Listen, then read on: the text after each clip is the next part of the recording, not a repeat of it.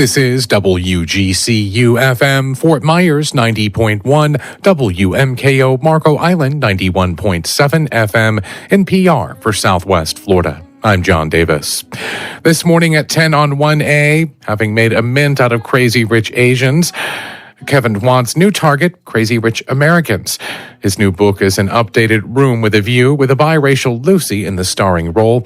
It's a satire that laughs at others, but also asks big questions about ourselves. We'll hear from the author. And at 1 o'clock on Gulf Coast Life Arts Edition, we'll get a sneak preview of new music from singer-songwriter and Southwest Florida native Katie Lyon ahead of the release of her new EP, Some Things Take Time, and ahead of her performance later this month at the Sidney and Byrne Davis Arts Center.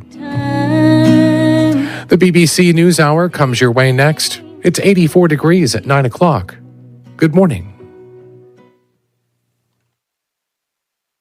Welcome to NewsHour from the BBC World Service. Hello, I'm James Melendez.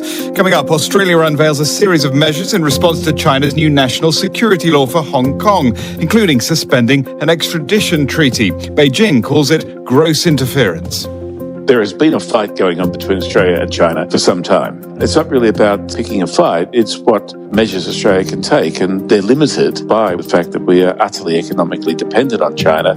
Also today, after 2 nights of unrest in the Serbian capital Belgrade, the government abandons its plan to impose a weekend coronavirus curfew. But one opposition leader tells us much more is at stake.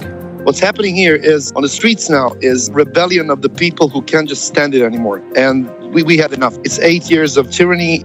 Plus, restaurants in the US closing because of abuse from customers refusing to wear face masks. All of that and more after the news. BBC News with Sue Montgomery. The Chinese Foreign Minister Wang Yi has said there are people in the United States trying to turn China into an enemy. He said the two countries faced their most serious challenge since modern diplomatic relations were established 40 years ago. From Beijing, Stephen McDonnell. China's foreign minister wasn't pulling his punches. He said current US policy towards China is based on strategic misjudgments, which lack a factual basis and is full of emotional outbursts and McCarthyist prejudice. However, in a speech posted on the Foreign Ministry's website, Wang Yi also said that relations between Washington and Beijing could be repaired. Though they were currently in their most challenging state since the resumption of diplomatic relations in 1979, he said the two sides should explore ways to peacefully coexist and release more positive energy. A ruling by the European Union's top court has exposed the German car maker Volkswagen to more potential lawsuits in the diesel emissions scandal.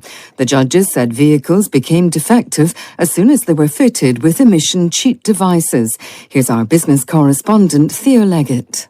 Nearly 5 years after the emissions cheating scandal at Volkswagen first erupted, the German company is still facing the legal consequences. This ruling confirms that consumers outside Germany who bought Volkswagen Group cars equipped with software designed to distort the results of emissions tests are free to sue the company in their home country. The case was referred by a court in Austria, where Volkswagen is facing a claim for damages brought by the country's Consumer Protection Association. Volkswagen claimed the local court did not have jurisdiction. The World Health Organization chief, Dr. Tedros Adhanom Ghebreyesus, has said that despite all the warnings, the world was unprepared for the coronavirus pandemic, and it was time for a very honest reflection. Dr. Ghebreyesus has also announced that a review of the global response to COVID-19 would be chaired by the ex-New Zealand Prime Minister Helen Clark and the former Liberian President Ellen Johnson Sirleaf. This cannot be another blue ribbon panel that issues a report that goes up on the bookshelf. We must come together in a global conversation to take these hard-won lessons and turn them into action. Police in South Korea have launched a major search operation for the mayor of the capital, Seoul, who has been reported missing. They've deployed sniffer dogs and drones to look for Park Won-soon after they were alerted to his disappearance by his daughter. She told police his mobile phone was switched off and he had left words like a will. World News from the BBC.